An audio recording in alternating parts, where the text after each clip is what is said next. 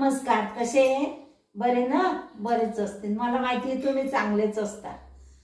आपल्याला काय बनवायचं आहे आज? या गोबीचा पदार्थ बनवायचा आहे। ही आहे पानगोबी आणि याची साल मी वरून काढून घेतले, खराब पानं। आणि हे एवढी गोबी आहे, पत्ता गोबी। त्याच्यासाठी लागणारं साहित्य, हा एक कांदा कापून घेतला, हे हिरवी मिरची आणि लसूण अद्रकचं हे असं जाडं मोठं करून घेतलं। आणि हे इथलं कॉर्नफ्लॉवर घेतलं आणि हे तांदूळाचं पीठ आहे, हा कोथिंबीर आणि बाकीचा कोरडा मसाला मी नंतर सांगते तुम्हाला। आता आपण काय करू, ही गोबी अशी कापून घेऊ, याचे 2 तुकडे करून घेऊ।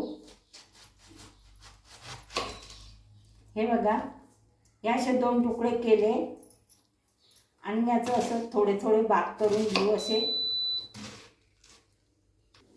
याशी छान अशी बारीक करून घेऊ हिला। हे बघा, छान अशी कापून घेऊ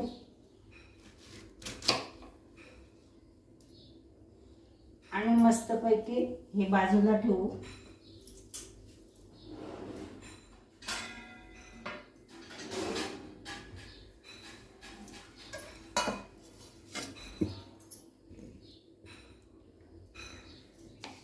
याला खिसून पण घेता, पण मी खिसणार नाही, मी चाकूनेच कापीन।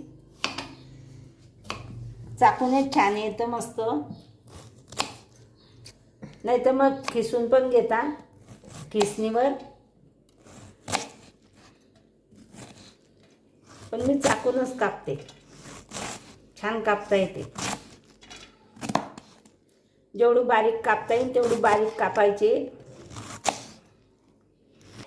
हे बघा, अशा प्रकारे मी एक गोबी कापून घेतली आहे, एक खूपच बारीक कापली आहे छान। आता आपण याच्यामध्ये मीठ टाकू। हे बघा, हे चवीनुसार मीठ टाकायचं। हे बघा, मीठ टाकलं आणि छान मीठ एकजीव करून घ्यायचं, म्हणजे याला पाणी सुटतं। याच्यामध्ये आता हळद टाकायची। हे बघा, 1 चमचा हळद टाकली, 1 चमचा, 2 चमचे हे धनेपूड टाकायचं। हे बघा, 2 चमचे धनेपूड टाकले, 1 चमचा हा चाट मसाला टाकायचा,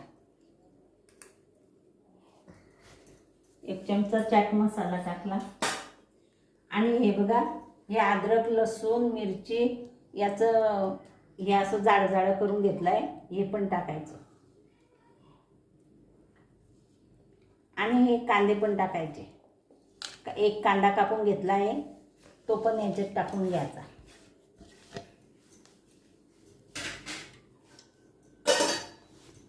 आता हा कोथिंबीर पण याच्यात टाकून घ्यायचा।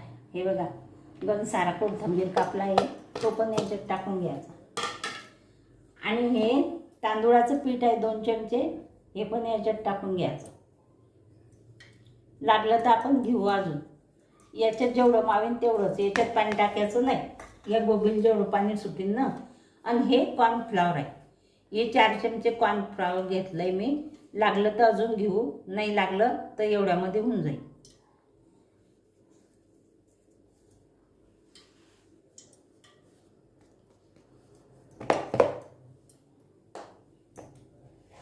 आता आपण याचं एकजीव करून घेऊ, छान असं दाबून एकजीव करून घेऊ। याला पाणी सुटलं आहे, त्या पाण्यामध्ये हे कुच करून घेऊ।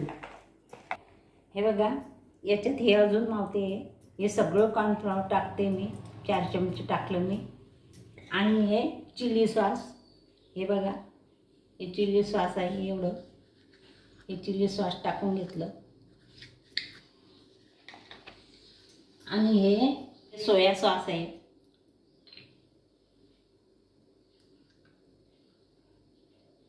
हे एवढं सोया सॉस टाकते, एक चमचा।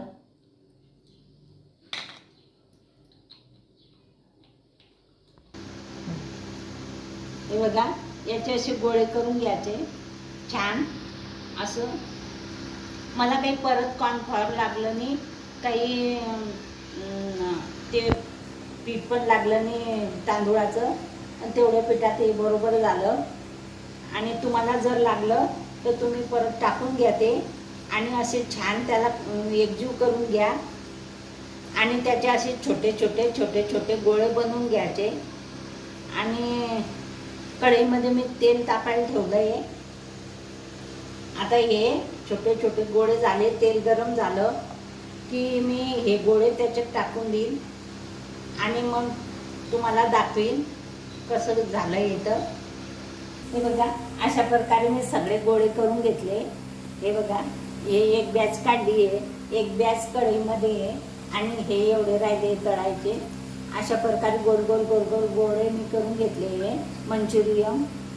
आणि हे बॅच अशा प्रकारे मी हे तळून घेते. हे बघा, यांना व्हायला खूप वेळ लागतो कारण गोबी ओली असते, म्हणून मी हे सगळे करून घेतले. आणि एक बॅच तळलेली आहे. आता बाकीचं हे तळणं झालं की तुम्हाला नंतर दाखवते. हे दुसरी पण बॅच झाली आहे. आता हे तिसरी बॅच मी टाकते याच्यामध्ये. हे बघा,